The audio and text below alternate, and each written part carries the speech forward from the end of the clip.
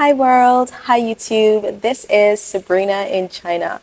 Welcome back to my channel. If you're new here, thank you so much for joining. It's such a lovely sunny day here in Hangzhou, guys. It's so beautiful today, and today I'm trying to find a place to sit and talk with you guys because I was outside. It was too hot. I could not stay outside, but I'm inside now, and let's sit and chat, guys. Let's sit and chat about a little topic. A few weeks ago, someone left a comment under one of my video, and the comment went something like, I've never been to China. I believe everything I hear about China in the West, and the only way I'm stepping foot in China is for warfare. Now, I deleted that comment from under the video because it was just so dark and I did not want that comment under my video. I just felt really disgusted by that comment, so I deleted it. But now that I'm doing this topic, I kind of wish I had the comment to show you guys. And what I want to talk about today is, have you considered that the Western media have actually brainwashed some people in the West to hate China?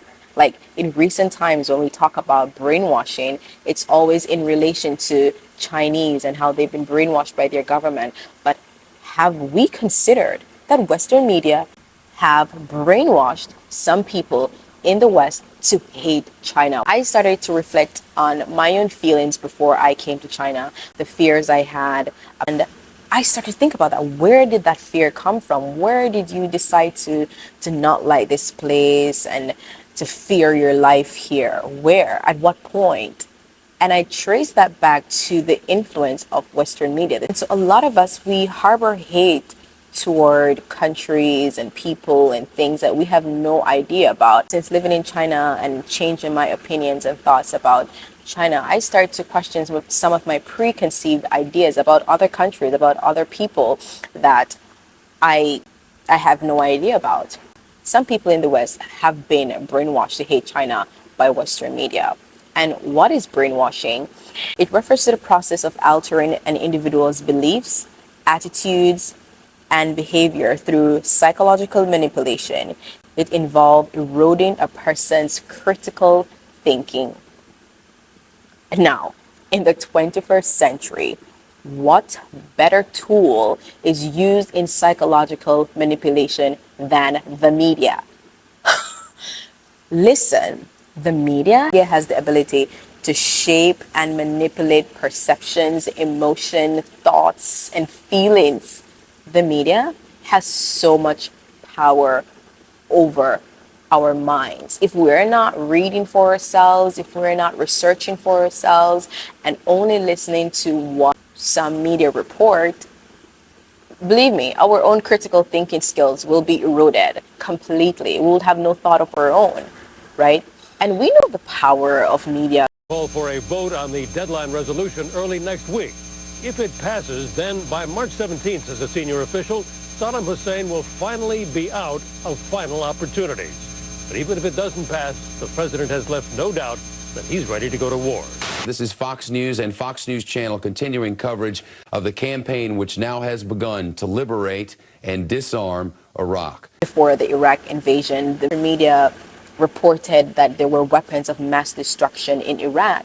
And then after the U.S. military invaded, we found out that actually there were no weapons of mass destruction there. Rajiv, didn't most of the media, with the benefit of hindsight, get rolled by the Bush administration during this run-up to war? Look, there was a lot of uncritical reporting out there. I'm going to make no excuses for it. And everyone developed this sense of, this collective consent. I don't know if there's an academic word for that, but everyone developed this collective consent that it was okay to invade Iraq because there were weapons of mass destruction based on all the reports from the media. And that is the power of the media. The media has the power to get everyone on board to do a thing, to get everyone to say, you know what, we should invade that country because of all the bad things that's happening there. The media tells you this information and you start to feel like, it's okay to do a thing. It may not be right, but we understand that this evil is necessary. We must invade that country because this country is bad and this country has weapons of mass destruction and all that sort of stuff, right? And then people feel that it is right and just. The media has the ability to do that.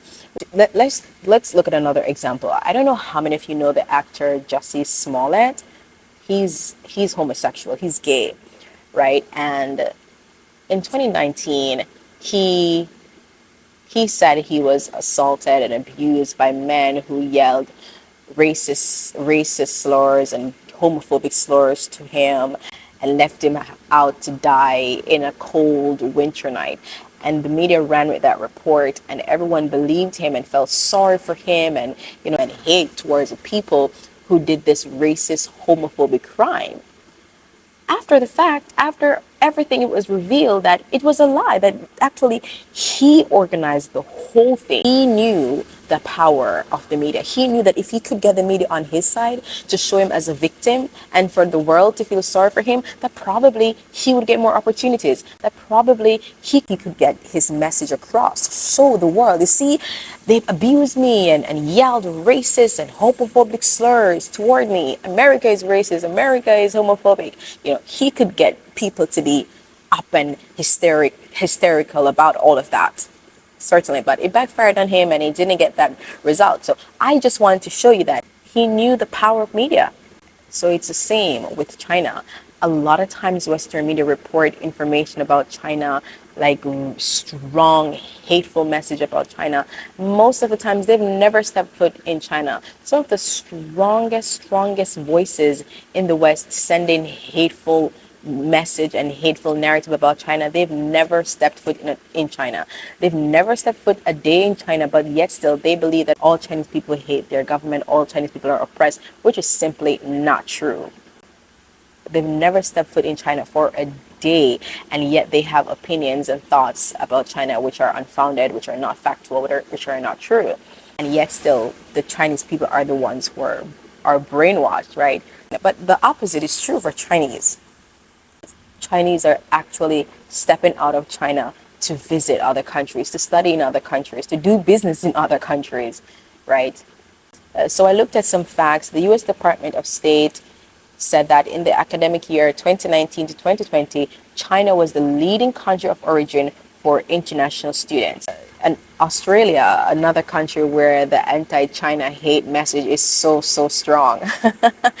Over 160,000 Chinese students enrolled in 2020, and UK in the year 2021, 151,000 of the international students were from China. So Chinese students are actually going out to study and actually learning about other countries, other places. And if Chinese people are being brainwashed, why are they leaving their country to study abroad, to live abroad, to experience other cultures and other things? Why? In opposed to those people in some Western countries who declare they will never step foot in China. Australia, the US, UK, these countries are anti-China. Like the anti-China sentiments, the anti-China narrative coming from these countries are some of them are so ridiculous and unfounded and out of this world. I was watching a channel on YouTube. It's an Australian-based channel, and some of the reports I heard about China were so ridiculous. I had to laugh. And yet still, Chinese students are going to these countries to study. Obviously, the brainwashing isn't working. It's not, obviously. But when you watch these channels, these Australian channels, you hear people declaring that they will never go to China because China is evil and China is aggressive and China. So are they above brainwashing? Why is it okay for people to say Chinese are brainwashed, but people in the West aren't? Are they above brainwashing? Because it's a democracy. That's what it is. Because if you think about it, most of the times the term brainwashing is used, it's mostly in relation to communist countries or socialist countries. Yeah. So is it because these countries are communist countries that the term brainwashing is used? and those living in democracies are above brainwashing, and that their government doesn't manipulate the media to psychologically manipulate them. Like, the media isn't used to erode critical thinking skills. Like, a lot of people in the West, they have zero critical thinking skills. Zero, because they're not reading for themselves. They're not traveling for themselves. They know nothing about the world around them.